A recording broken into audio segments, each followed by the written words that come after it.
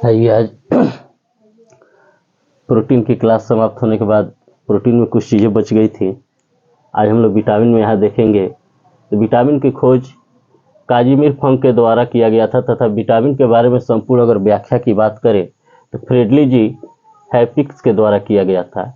हैप्किंस के द्वारा अगर प्रतिदिन अगर हम लोग देखा जाए तो कार्बोहाइड्रेट हम लोग को 600 ग्राम प्रतिदिन चाहिए, वसा 40 से 50 ग्राम चाहिए प्रतिदिन, प्रोटीन 60 से 70 ग्राम चाहिए। अगर वहीं पर अगर विटामिन की हम बात करें तो विटामिन हमारे शरीर में 0.8 ग्राम ही पर डे चाहिए, पर डे। इसलिए कहा गया है कि विटामिन की जो मात्रा होती है हमारे शरीर में उसे माइक्रोग्राम में प्रयोग किया जाता है, माइक्रोग्राम पर डे प्रयोग किया जाता है। अगर इस हिसाब से देखा जाए तो 0.8 ग्राम पर डे हम ले रहे हैं तो पूरे जीवन काल में 50-60 साल की अवधि में हम लोग विटामिन जो है कि 250 ग्राम ही अपने पूरे जीवन काल में उपयोग कर पाते हैं। अब यहाँ पे देखना है कि विटामिन है क्या, तो सूक्ष्म तत्व है। तो कैसा तत्व है, तो वह एक अकार्बनिक यौगिक है। कह रहा है इसमें 250 ग्राम मतलब 250 ग्राम ही हम लोग पूरे जीवन काल में इसका उपयोग कर पाते हैं। विटामिन की अगर प्राकृतिक स्रोत देखा जाए तो फल से प्राप्त होगा, सब्जी से, दूध से, या प्राकृतिक स्रोत के रूप में, या इन सब चीज़ों से विटामिन प्राप्त होते हैं। अब इसका कार्य के बारे में थोड़ा चर्चा करेंगे हम लोग। तो कार्य, इसका सबसे पहला कार्य होता है कि उपापच संबंधित जितनी भी क्रियाएं होती है हमारी बॉडी में, पचने संबंधित, भोजन से संबंधित जितनी उपापच की क्रियाएं होती हैं उन क्रियाओं को मजबूत करता है विटामिन। दूसरी बात यह है कि विटामिन के द्वारा ही हमारे शरीर को प्रतिरोध क्षमता बढ़ती है। हमारे शरीर की प्रतिरोधक क्षमता विटामिन के कारण ही बढ़ती है। विकास एवं वृद्धि का दर भी विटामिन के कारण बढ़ता है। चौथा फैक्ट यह हुआ, क्रियाशीलता बढ़ाता है, हमारे शरीर की क्रियाशीलता को डेवलप करता है। खास बात यह है विटामिन की कि यह मस्तिष्क की क्रियाशीलता को भी कंट्रोल करता है या बढ़ाता है, उसके क्रियाओं को संचालित करता है। अब यहाँ देखना है विटामिन के प्रकार, टाइप ऑफ विटामिन। तो यहाँ हम लोग देखेंगे विटामिन के दो प्रकार। पहला विटामिन ऐसे होते हैं जो वसा में घुलनशील होते हैं, और दूसरा विटामिन ऐसे होते हैं जो जल में घुलनशील होते हैं। वसा में घुलनशील विटामिन आपका होगा विटामिन ए, विटामिन डी। अब यहाँ जो विटामिन डी है उसे दो फैक्ट में हम पढ़ेंगे। यहाँ पे विटामिन D2 और विटामिन D3 भी होता है। विटामिन ई या विटामिन के भी दो फैक्ट में होगा, विटामिन K2 और K3।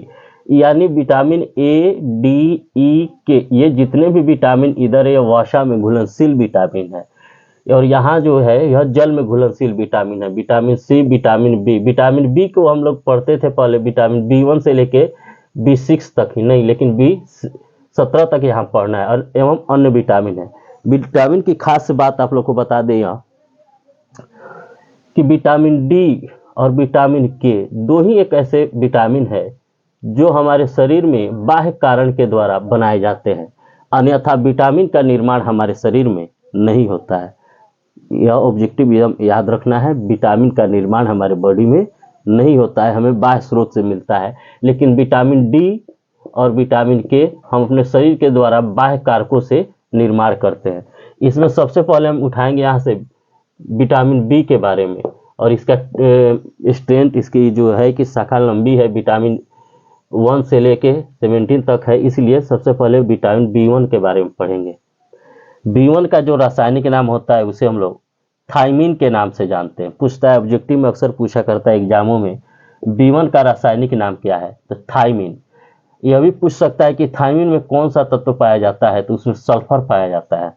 विटामिन B1 में जिसे थायमिन कहते हैं उसमें सल्फर पाया जाता है। अन्य नाम क्या है, तो इसे बेरी बेरी विटामिन भी कहा जाता है। B1 को बेरी बेरी विटामिन कहा जाता है, और इसे एरेनिन विटामिन भी कहा जाता है। एरेनिन विटामिन कहने का कारण यह है, इसमें यह जो होता है कि मतलब मस्तिष्क में सूजन को, अगर मस्तिष्क में सूजन हो जाता है उस सूजन को रोकने का कार्य करता है विटामिन B1। प्राकृतिक स्रोत क्या है, मिलेगा कहाँ से, तो सूखा खमीर से, सुअर के मांस से, मसूर दाल से, पालक, दूध, पनीर, साबुत अनाज यानी भिगोए हुए अनाज से, मूंग, फूल गोभी आदि से यह प्राप्त होता है। यहाँ विटामिन के बारे में देखिए पूछ सकता है, खोजकर्ता कौन है, काजीमिर फंक है। तो यहाँ अक्सर चेंज कर देता है के फॉर्म के लिख देगा, पी फॉर्म के लिख देगा, तो पूरा नाम याद रखना जरूरी है। व्याख्या किसने किया? फ्रीडलिन जी हैपिंग्स ने किया था। पूछ देगा कार्बोहाइड्रेट प्रतिदिन कितना चाहिए, वसा कितना चाहिए, प्रोटीन कितना चाहिए, यह सब ऑब्जेक्टिव में यहाँ से पूछ सकता है। हम लोग यहाँ पे थे कि प्राकृतिक स्रोत क्या है B1 का? खमीर है, शुगर का मांस है, मसूर दाल है, पालक है, दूध है, मांस है, साबुत अनाज है, फूल गोभी है। महत्वपूर्ण बिंदु क्या है B1 की, मतलब महत्वपूर्ण बातें क्या है विटामिन B1 की? तो सबसे पहली बात है कि विटामिन B1 की कमी सबसे अधिक कब होती है? जितने अभी हम लोग चावल का प्रयोग करते हैं उस चावल में अधिक से अधिक पॉलिश किया जाता है, लाइट लाने के लिए, चमकने के लिए चावल को पॉलिश कर दिया जाता है। चावल को पॉलिश करने से विटामिन B1 की कमी हो जाती है, जो अभी अनेक बीमारियों का कारण हुआ है। दूसरा फैक्ट इसका क्या है विटामिन B1 का? तो RNA DNA का निर्माण में भूमिका निभाता है, दूसरा फैक्ट। तीसरा, नाड़ी की मतलब दर को बनाए रखता है, जो यहाँ हम लोग का पल्स है, इसके दर को और धड़कन की दर को बनाए रखता है। B1 की कमी से मस्तिष्क में सूजन हो जाता है, बताएं यहाँ तुरंत बोले भी हैं, B1 की कमी से सूजन हो जाएगा। ज़्यादातर मात्रा में अगर विटामिन B1 हमारे शरीर में मौजूद हो जाता है, ज़्यादा मात्रा में अगर विटामिन B1 हमारे शरीर में आ जाता है, तो वह विटामिन B1 यूरिन के माध्यम से या मूत्र के माध्यम से, पेशाब के माध्यम से हमारे शरीर से बाहर निकल जाता है।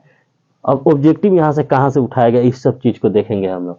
पहला खोजकर्ता पूछ सकता है, व्याख्याकर्ता पूछ सकता है, पूछ देगा पूरे जीवन में विटामिन का कितना % उपयोग होता है, या कितना ग्राम, 250 ग्राम उपयोग होता है, या विटामिन का कार्य क्या है, तो अपच प्रतीक की स्थापित करना, वृद्धि विकास करना, क्रियाशीलता को बढ़ाना, मस्तिष्क की क्रियाशीलता को बढ़ाना।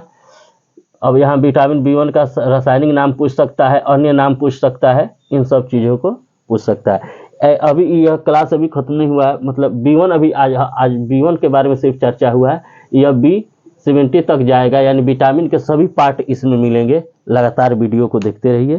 Thank you.